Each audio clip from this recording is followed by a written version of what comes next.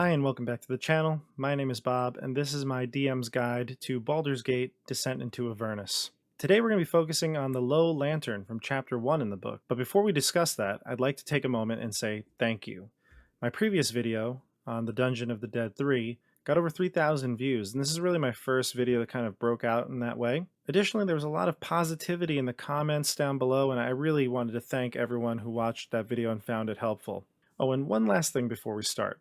I have taken a look at the analytics on my videos, and over half of the viewers that are watching my channel are not subscribed. So if you were thinking about subscribing or you're on the fence, please do so. It helps me out. Not only does it help the channel grow, but it also helps me find out which videos are the most productive. And I really appreciate all the support. Now, the Low Lantern is a tavern that's located in the Southeast Harbor. It's actually just a few city blocks south of the Elf Song Tavern, which your players have presumably already been to. Now, the Low Lantern is not like the Elf Song Tavern. In fact, if the Elf Song Tavern seemed to be a little rough for your crew, getting into a pirate fight there, the Low Lantern is actually even more seedy of a place. It's the Mos Eisley Cantina of Baldur's Gate. You will never find a more wretched hive of scum and villainy. We must be cautious. There are many people who frequent this for gambling. It's really more of a gambler's hall than it is a tavern. You can't order food. They only have snacks and drinks for the people who are there gambling. And what's unique about this tavern is that it's actually made out of a ship. That's right, it's a ship that is docked in the harbor, and it is converted into a gambling hall. Now, the place is actually open 24 hours a day, but during the daytime hours is when it has the fewest patrons. Now, the group will probably come to the Low Lantern after the Dungeon of the Dead 3, where they meet Mortlock and talk to him about his family. After going to speak with Mortlock and wanting to gain more information, they could find out that his brother frequents the Low Lantern, his brother Amric Van Thamper. Now, of the Van Thampers, there's three brothers. Mortlock, who would presumably on the character's side at this point, would be one that would have really no connection. They wouldn't be suspicious of him. Thirstwell, they wouldn't have met yet because Thirstwell is pretty much a shut-in. He lives in his the Van Thamper villa and doesn't really leave. But Amric is one that is a public figure. He does go out into the town a lot. He's well known. He's a loan shark. And so it is possible that the characters could want to come here to approach him and discuss what's going on with his family, or it'll be a little bit more cautious and just try to find out more information without being too obvious that they think the Van Thampers are behind the cult activity. In theory, the characters could go to the Van Thamper villa first, but they have no real way or method of getting into the villa, let alone a plan of exactly who to blame and what's going on with the Lamra. Yeah, there just really isn't sufficient evidence yet. If they go to the Low Lantern, however, they could find out more about Amric and the family's involvement. If you don't have Mortlock to help the group kind of navigate their way, then I'd say that by investigating and talking with people, they could find that Amric does frequent this place often. That would be common knowledge for any sort of scoundrel or gambler in the city. They would definitely know that he's here regularly. All right, so now let's go and review the tavern locations. The main deck on the top side does have wooden steps to climb down and up the forecastle and aft castle. There are also stairs that head down into the tavern, but the characters could also take a look down through these windows that actually are like skylights for the main tavern area. There are two imps disguised as ravens in their shape-changed form. Thirstwell is using them to keep an eye on his brother, as well as any sort of dealings that he might make. Now, your characters probably wouldn't know this because, again, the imps, just like at the Dungeon of the Dead 3, were invisible there. They're not going to be noticed by the group. However, something that could tip them off is that there are a bunch of dead seagulls at the bottom of the crow's nest. If the characters succeed on a DC 13 Wisdom Medicine check, they can ascertain that the birds were stung to death. If they find out that they're imps, I'd be pretty surprised. But any sign of danger, those ravens could just fly off. If they knew that imps were watching them earlier and the imps engaged with the characters, perhaps they could put two and two together and think that they are imps, or that they are at least being watched and know that someone is paying attention to them. Area 4 is La Raelra's cabin. Yes, La Raelra. I'm not sure if there's a better way to pronounce it. La Raelra, I think that's the way I pronounce it to my group. La Raelra.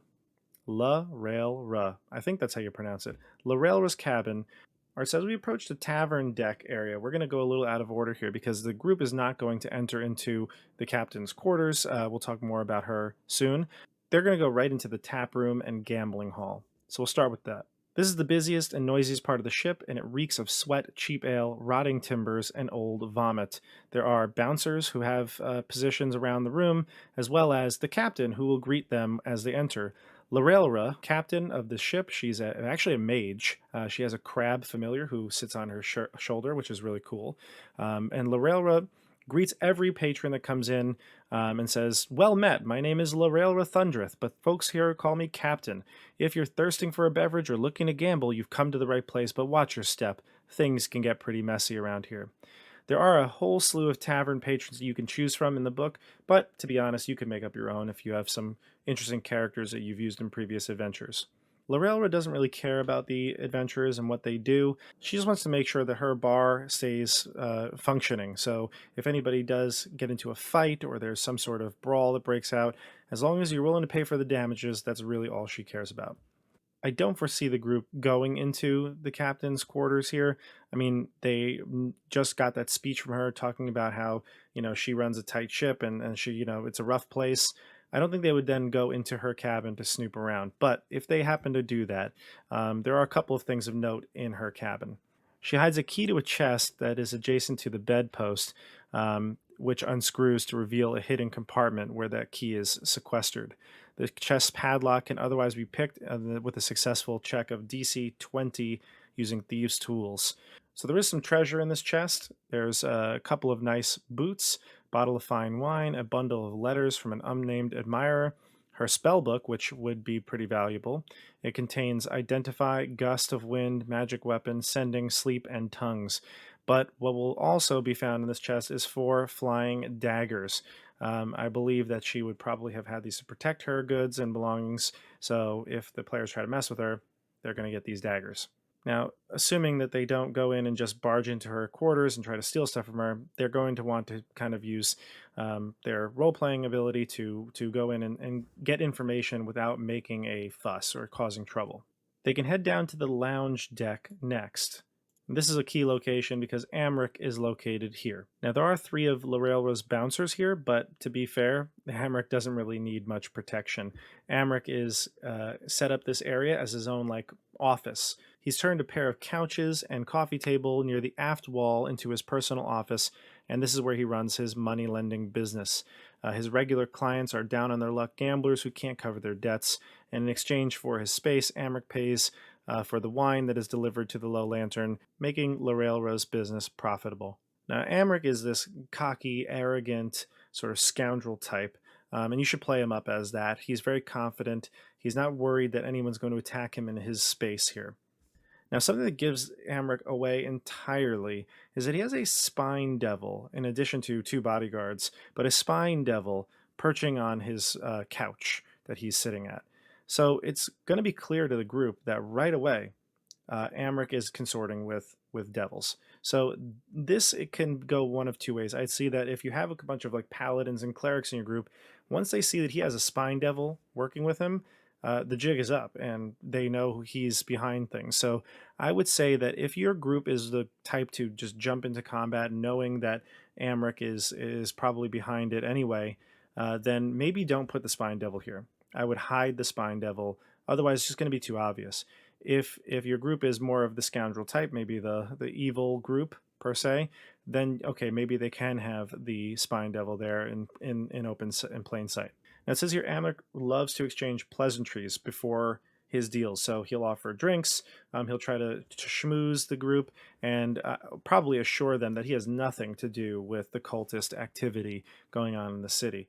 He will probably then report this back to his mother, the Lamra, at home. The one thing I would say in terms of role-playing Amric is you definitely want to make him seem like he is comfortable and not afraid of the group. He wouldn't want to give away, he'd have a poker face here, he wouldn't want to give away too much information about his family. And if they say that they know his brother, and that either his brother is alive after a near-death attack, he would definitely deny all allegations against him. If Mortlock were to die, I would say that they would be able to have no sort of influence over his actions. He would just say that he didn't really care about his brother and that he's glad he's dead. If the group decides to fight Amric after getting information, or perhaps as I said before, on sight because of the devil, then this is where the combat would happen. I would have the bodyguards and the spine devil try to get in between the group and Amric so he can make his escape. I think it is good if Amric could escape here, because he'll be better off in the future being a recurring villain. If the group decides to not fight Amric or explore a little bit more of the tavern before going to see Amric, then they can go down to the guest quarters, which are below the bottom portion of the map.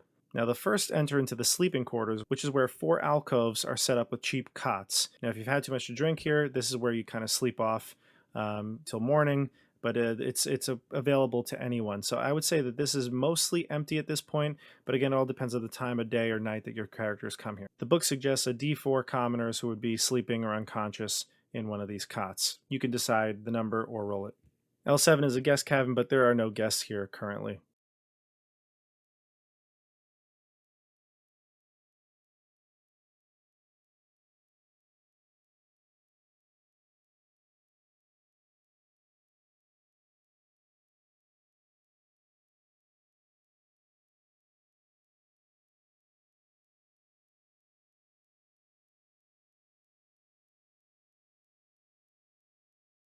Now, one of the best parts of the Low Lantern is you get to introduce an NPC, someone who would be very helpful to the group, and I think is a wonderful addition to the story, and that's Rhea Mantlemorn. Now, Rhea is a Hell Rider in training. She's a young, lawful good human Hell Rider. She uses the veteran stat block, but I'll talk about that in a second. And it just says here that before the characters leave the Low Lantern, that Rhea should introduce herself to the party. Now, Rhea's got an interesting story here, a little bit of a backstory that she'll tell the group once she feels comfortable. But for the DM purposes, the DM would know that Rhea was training a few miles north of Elturel when the city vanished. She watched in disbelief as the companion's light went out, turning black as the city appeared to crumble and sink below in the horizon. She came looking for Thavius Krieg because she heard rumors that Thavius Krieg was here in Baldur's Gate, and she will approach the group looking for help. I kind of included her into the campaign a little bit differently, but the same premise. She approaches the group and tells them these rumors, but she's a little more trusting because she saw them leaving the Dungeon of the Dead 3. I kind of had her on the trail of the cult, so that way she was doing her own private investigation and happened to see that the PCs were on the up and up. They're doing the right thing and they're investigating the cult too. She'll tell the group that she knows that Thavius Krieg could be here. It's a rumor, but she's trying to find out if it's true. And so she came to question Amric about what was going on with her mother. I think that it's possible for the group to not trust Rhea at this point, but she is lawful good, and I think she should be played as like a young questing knight, that she really is there for helping get back Elturel and find out what happened to her family, to her city. It'll also be helpful to have Rhea around because she is a Hell Rider, so she knows a lot about the history of the Hell Riders, and anytime you want to give out information to your group that they wouldn't otherwise not know, Rhea could fill them in. She also could be helpful to a small group because she is a veteran. She has the veteran stat block, which doesn't make sense to me. Personally, what I would do is, if I were running this again, I would use Tasha's Cauldron of Everything's sidekick rules. She could be a really great warrior, or even, I guess, an expert in some cases, but I think warrior might fit her best. If you don't know a lot about that, it's a short, like, page description in Tasha's Cauldron. So I think that might be the best way to run it. You can give her a more simplified stat block, and she can grow with the party. But either way, if Rhea joins the group, she will be a valuable NPC to help them, especially once they get to Elturel. So the Low Lantern is a really cool place for role-playing opportunities and perhaps even a combat. But ultimately, the group should find out a couple pieces of information here. Just to review, the group should find out a little bit more about the Van Thampers, what their plan is. Even though Amric is not going to incriminate himself, they could gauge his reaction to hearing about Mortlock's death, or perhaps lie to him and gauge his reaction about Mortlock being alive. And finally, it's the best way to introduce Rhea Mantlemorn as an NPC to the group, be someone that joins them and is with them for quite some time in the campaign, or perhaps even the rest of the campaign. Is really up to you as a DM. All right, so that's all I've got on the Low Lantern. I hope this is a helpful tool for you. Don't forget to subscribe and hit the bell icon for notifications when I go live with the new video. I'll see you all on the tabletop. Bye, everybody.